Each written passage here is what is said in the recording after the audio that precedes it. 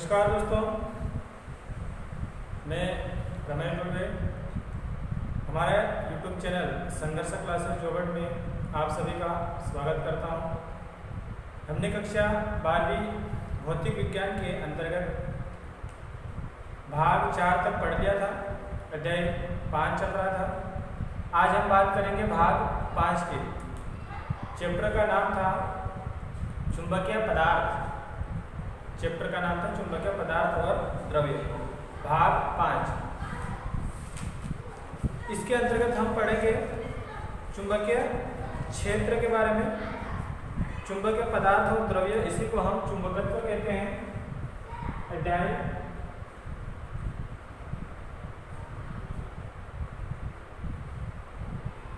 5 चल रहा था। ये कक्षा 12वीं NCERT पैटर्न में भाग 5।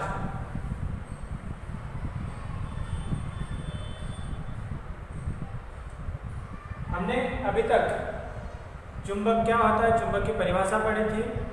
चुंबक की परिभाषा के साथ साथ में चुंबकीय ध्रुव क्या होता है, चुंबकीय अक्ष क्या होता है, समान ध्रुव में क्या होता है, असमान ध्रुव में क्या होता है, असमान ध्रुव यानी कि विजातीय ध्रुव में क्या होता है, इनके बारे में पढ़ा था हमने। आज हम पढ़ेंगे चुंबकीय क्षेत्र क्या होता है। चुंबकीय क्षेत्र की बात करेंगे। जिसे मान लिया कि ये चुंबक है, ये हमने मान लिया चुंबक है। चुंबक में 2 ध्रुव होते हैं, इस बात को हमने पढ़ा था। इस बात को हम जानते हैं, इसको हमने पढ़ा था। एक ध्रुव होता है S, एक होता है N। S ध्रुवों को दक्षिण ध्रुव कहते हैं, N ध्रुवों को उत्तरी ध्रुव कहते हैं। इन दोनों ध्रुवों के बीच की जो दूरी होती है उसको 2L से दर्शाते हैं और उसको प्रभावी लंबाई कहते हैं। चुंबक की प्रभावी लंबाई कहते हैं। अगर हम यहाँ पे कोई लोहे की वस्तु रख देते हैं तो हो सकता है ये चुंबक इस लोहे की वस्तु को खींच ले, लेकिन इसको खींचेगा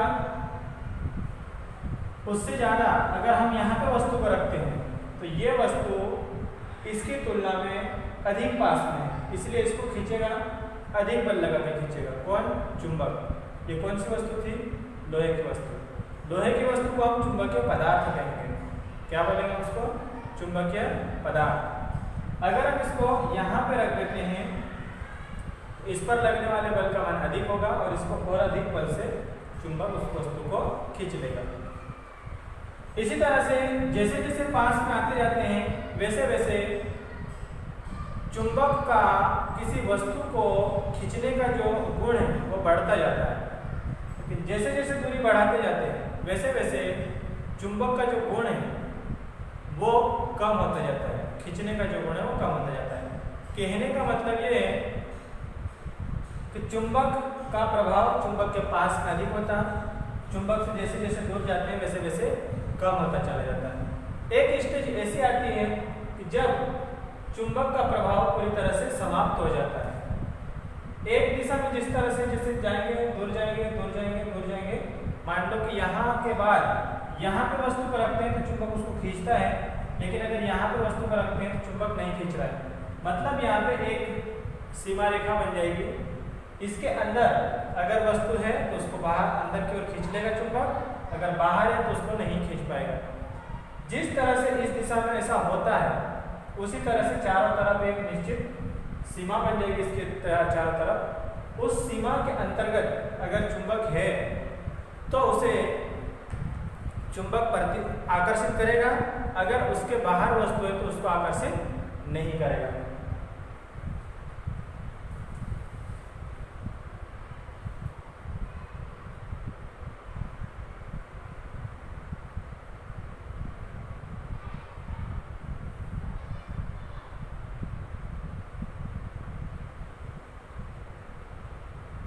इसका जो गुण है, खींचने का जो गुण है, मान लिया कि इधर साइड जैसे यहाँ पे वस्तु को रखेंगे, ये चुंबक इस वस्तु को आकर्षित नहीं करेगा। क्यों? क्योंकि चुंबक का जो प्रभाव है केवल इस लाइन के अंदर अंदर है। इस तरह से सीमा रेखा बन जाती है, एक सीमा बन जाती है। इस सीमा के अंदर अगर कोई वस्तु है तो उसको चुंबक अपनी ओर आकर्षित करेगा। अगर इस सीमा के बाहर वस्तु है तो उसको आकर्षित नहीं करेगा। यानी कि ये जो चारों ओर का ये जो क्षेत्र बना है, इसी क्षेत्र को चुंबकीय क्षेत्र कहते हैं। क्या बोलेंगे इसको? चुंबकीय क्षेत्र। चुंबकीय क्षेत्र। जब चुंबकीय क्षेत्र की परिभाषा की बात आएगी तो क्या बोलेंगे? चुंबक के चारों ओर का वह क्षेत्र जहां तक कि उसका प्रभाव रहता है उसे चुंबकीय क्षेत्र कहते हैं। चुंबकीय क्षेत्र के बाहर इस चुंबक का प्रभाव नहीं रहता है। जैसे हम देख रहे थे कि ये चुंबकीय क्षेत्र के बाहर है, मतलब इस सीमा रेखा के बाहर है। यहाँ पे लोहे की वस्तु रखी हुई है, इस पर चुंबक का प्रभाव नहीं रहेगा। अगर वस्तु यहाँ पे, तो ये चुंबक क्या करेगा? इस वस्तु को अपनी ओर खींच लेगा। मतलब चुंबक का प्रभाव यहाँ तक है, यहाँ तक इस लाइन तक है, लेकिन लाइन के जस्ट बाहर इसका प्रभाव नहीं है।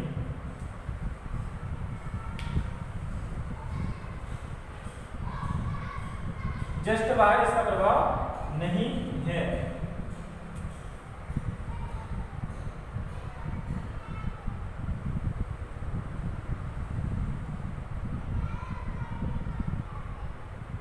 तो पॉइंट डालेंगे आप लोग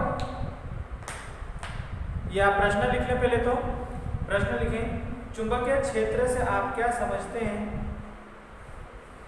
चुंबकीय क्षेत्र से आप क्या समझते हैं?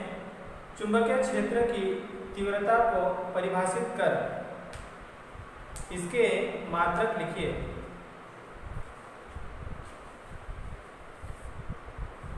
चुंबकीय क्षेत्र से आप क्या समझते हैं? चुंबकीय क्षेत्र की तीव्रता को परिभाषित कर इसके मात्रक लिखिए।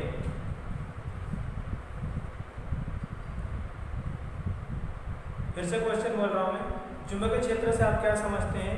चुंबकीय क्षेत्र की तीव्रता को परिभाषित कर इसके मात्रक लिखिए। अब उत्तर में पॉइंट डालो। चुंबकीय क्षेत्र, पॉइंट डालेंगे चुंबकीय क्षेत्र।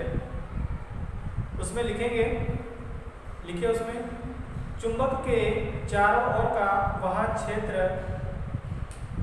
चुंबक के चारों ओर का वह क्षेत्र जहां तक चुंबक का प्रभाव होता है।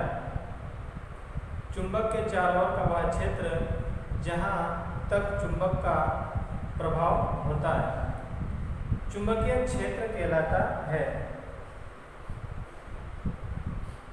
चुंबक के चारों ओर का वह क्षेत्र जहां तक चुंबक का प्रभाव होता है चुंबकीय क्षेत्र कहलाता है।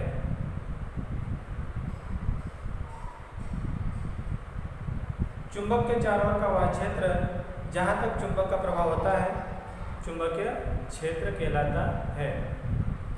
उसके बाद चित्र बना लें। चुंबकीय क्षेत्र, चित्र बना लें।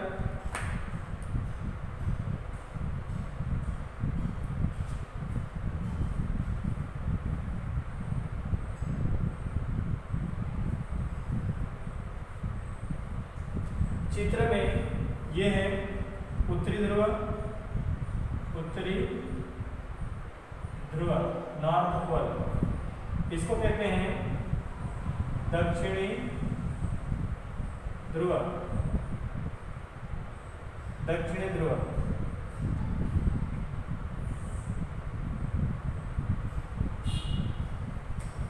दोनों ध्रुवों के बीच की जो दूरी है, ये जो लंबाई है, इस लंबाई को बोलते हैं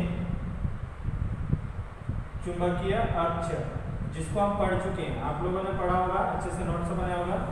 चुंबकीय अक्ष, इसको बोलेंगे चुंबकीय अक्ष। चलो इतना बनाए चित्र में। आगे देखें हम, इसके आती है चुंबकीय क्षेत्र की तीव्रता। तीव्रता क्या होता है? हम अभी थोड़ी देर पहले बात कर रहे थे कि ये चुंबक है और ये एक लाइन बन गई। इस लाइन के अगर अंदर कोई वस्तु को रखते हैं तो चुंबक उसको क्या करता है? खींच लेता है। लेकिन इस लाइन के बाहर अगर वस्तु को रखते हैं तो चुंबक उस वस्तु को खींचता नहीं। मतलब चुंबक का प्रभाव इसके अंदर अंदर, इसके बाहर नहीं है। अगर हम पीठ को यहाँ पे रखते हैं, कोई जो लोहे की पिन कहें या लोहे की कील कहें छोटी सी, उसको हम यहाँ पे रखें तो ये चुंबक उस पर बल लगाएगा, उसको खींचेगा, लेकिन इस पे जो बल लगता है उसका मान बहुत कम होता है। इसका जो मान होगा वो बहुत कम होता है। अगर उसको यहाँ पे रखेंगे, यहाँ पे मान लिया कि यहाँ पे लगने वाला बल 10 न्यूटन का था, चुंबक के कारण इस पर लगने वाला बल 10 न्यूटन का था। अगर उसी को यहाँ पे रखते हैं तो हो सकता हो 20 न्यूटन का हो। कितने का हो? 20 न्यूटन, 30 न्यूटन, यानी कि उसकी तुलना में तो यहाँ पर लगने वाले बल का मान अधिक होगा। अगर यहाँ पे रखते हैं तो उसका मान और अधिक होगा, यहाँ पे रखते हैं तो उसका मान और अधिक होगा। कहने का मतलब ये है कि अगर यहाँ पर कोई एकांक उत्तरी ध्रुव रख देते हैं या कोई दूसरा पदार्थ रख देते हैं, लोहे का पदार्थ रख देते हैं, चुंबकीय वस्तु को रख देते हैं, चुंबकीय पदार्थ को रखते हैं, तो उस पदार्थ पर इस चुंबक के कारण लगने वाले बल का मान जैसे जैसे पास में आते जाएंगे वैसे वैसे लगने वाले बल का मान बढ़ता जाएगा। हम ये कहेंगे एकांक उत्तरी ध्रुव यहाँ पे रखेंगे, उस पर लगने वाला बल कम है, मतलब उत्तरी ध्रुव कम बल का अनुभव करेगा। अगर एकांक उत्तरी ध्रुव को यहाँ पे रखेंगे तो उस पर लगने वाला बल इसकी तुलना में अधिक है, लगने वाला बल अधिक है, मतलब एकांक उत्तरी ध्रुव अधिक बल का अनुभव करेगा। अगर एकांक उत्तरी ध्रुव को यहाँ पे रखते हैं तो लगने वाले बल का मान और बढ़ जाएगा, यानी कि उत्तरी ध्रुव और अधिक बल का अनुभव करेगा, यहाँ पे और अधिक बल का अनुभव करेगा।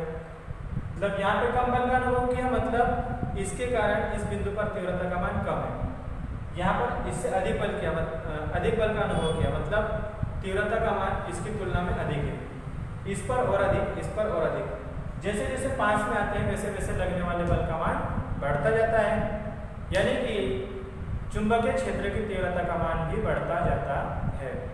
तो हम क्या बोलेंगे, जिस प्रकार से यहाँ हो रहा इसी तरह से यहाँ पे कम होगा, यहाँ पे अधिक, यहाँ पे अधिक, यहाँ पे अधिक, इसी तरह से यहाँ पे कम, यहाँ अधिक, अधिक, अधिक, जैसे जैसे दूर जाते हैं वैसे वैसे लगने वाले बल का मान कम होता जाता है, जैसे जैसे पास आते हैं वैसे वैसे लगने वाले बल का मान भी बढ़ता जाता है। अगर एकांक उत्तरी ध्रुवों को यहाँ पे रखते हैं, एकांक उत्तरी ध्रुवों को यहाँ पे रखते हैं, तो ये एकांक उत्तरी ध्रुव है। कौन सा उत्तरी ध्रुव है? ये एकांक उत्तरी ध्रुव, मतलब ऐसा ध्रुव जिसका परिमाण 1 हो उसको बोलेंगे एकांक उत्तरी ध्रुव। ऐसा उत्तरी ध्रुव जिसका परिमाण कितना हो? 1 हो, उसको बोलेंगे एकांक उत्तरी ध्रुव। यहाँ पे रखेंगे, ये भी एन ध्रुव है, ये भी एन ध्रुव है। एन को प्रतिकर्षित करेगा सजातीय, मतलब इस बिंदु पर चुंबकीय क्षेत्र की तीव्रता की दिशा बाहर की ओर होगी, क्योंकि एकांक उत्तरी ध्रुव को उत्तरी ध्रुव क्या करेगा? प्रतिकर्षित करेगा, इसलिए लगने वाले बल की दिशा बाहर की ओर होगी। इसी प्रकार से अगर एकांक उत्तरी ध्रुव को हम यहाँ पे रखते हैं तो यहाँ पर ये जो ध्रुव है ये दक्षिण ध्रुव है, और यहाँ पे हम रख रहे हैं एकांक उत्तरी ध्रुव। इस पर लगने वाले बल की दिशा इधर की ओर होगी, क्यों? क्योंकि ये उत्तरी ध्रुव है और ये दक्षिण ध्रुव है, तो इसको क्या करेगा? ये इधर की ओर खींचेगा, यानी कि यहाँ पर तीव्रता की दिशा इधर होगी, वहां पर तीव्रता की दिशा इधर होगी। तो चुंबकीय क्षेत्र की तीव्रता की दिशा, अगर प्रश्न बनता है कि चुंबकीय क्षेत्र की तीव्रता की दिशा होती है तो किधर होती है? चुंबकीय क्षेत्र की तीव्रता की दिशा एकांक ध्रुवों पर लगने वाले बल की दिशा में होती है। ये पॉइंट बन जाएगा नोट में। क्या पॉइंट बन जाएगा? चुंबकीय क्षेत्र की तीव्रता की दिशा एकांक उत्तरी ध्रुव पर लगने वाले बल की दिशा में होती है। देखिए हम यहाँ पे बाहर की ओर है, इसकी दिशा किसकी? चुंबकीय क्षेत्र की तीव्रता की दिशा बाहर की ओर है, और यहाँ पर चुंबकीय क्षेत्र की तीव्रता की दिशा अंदर की ओर है, क्योंकि एकांक उत्तरी ध्रुव यहाँ पर अंदर की ओर जाएगा और वहां पर बाहर की ओर जाएगा। एकांक उत्तरी ध्रुव हमने यहाँ पे क्या रख रखा है? एकांक उत्तरी ध्रुव। ये भी लिख दें हम, एकांक उत्तरी ध्रुव, एकांक उत्तरी ध्रुव, इसको कहेंगे एकांक उत्तरी ध्रुव। तो चित्र वित्र तो बना लिया है, अब हम पॉइंट डालेंगे। पॉइंट डालेंगे आप लोग और उसमें लिखेंगे, पॉइंट डाले पहले, चुंबकीय क्षेत्र की तीव्रता, ये पॉइंट है। हमने पहले चुंबकीय क्षेत्र की तीव्रता, चुंबकीय क्षेत्र लिखा, उसकी परिभाषा लिखी, फिर चित्र बनाया, उसके बाद पॉइंट डालेंगे चुंबकीय क्षेत्र की तीव्रता। चुंबकीय क्षेत्र की तीव्रता लिखेंगे आप, उसमें पॉइंट डाल लिया, उसमें लिखेंगे चुंबकीय क्षेत्र के अंदर, चुंबकीय क्षेत्र के अंदर रखा एकांक उत्तरी ध्रुव, चुंबकीय क्षेत्र के अंदर रखा एकांक उत्तरी ध्रुव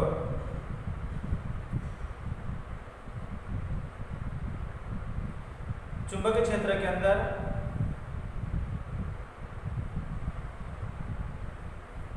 सॉरी, थोड़ा सा माफी चाहूँगा, मैं खुद भूल गया हूँ कि मैंने क्या बोला पहले। एक बार फिर से रिपीट कर देता हूँ मैं। पॉइंट डाला था हमने चुंबकीय क्षेत्र की तीव्रता, उसमें लिखेंगे चुंबकीय क्षेत्र के अंदर किसी बिंदु पर रखा एकांक उत्तरी ध्रुव जितने बल का अनुभव करता है,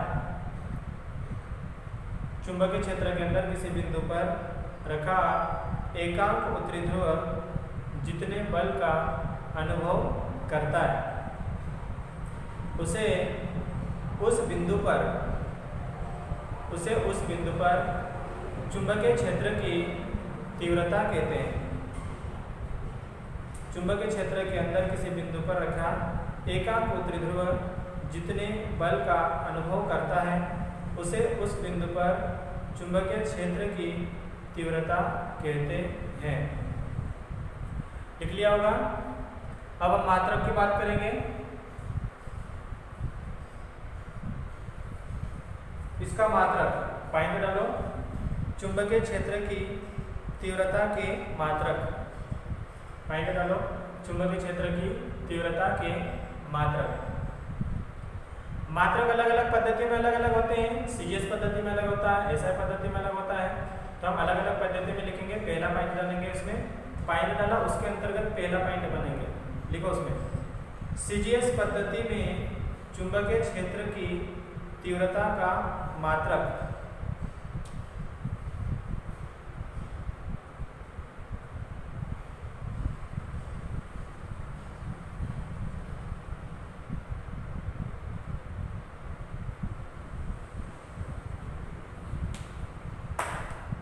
सीजीएस पद्धति में चुंबकीय क्षेत्र की तीव्रता का मात्रक गॉस तथा ऑस्ट्रेट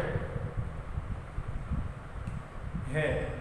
सीजीएस पद्धति में चुंबकीय क्षेत्र की तीव्रता का मात्रक गॉस तथा ऑस्ट्रेट है। ये बोर्ड पे लिखा हुआ है। सीजीएस सबको पता है, सीजीएस कैसे लिखते हैं, सीजीएस।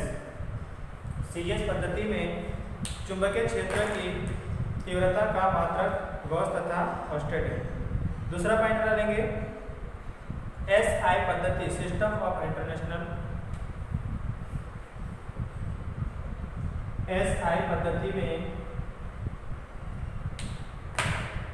एसआई पद्धति में चुंबकीय क्षेत्र की तीव्रता का मात्रक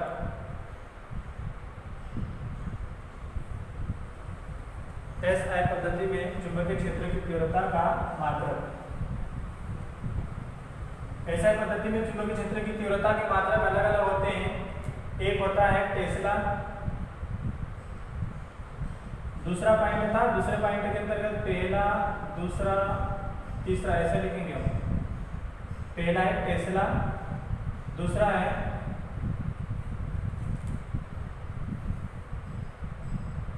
वेबर प्रति मीटर स्क्वायर और तीसरा है न्यूटन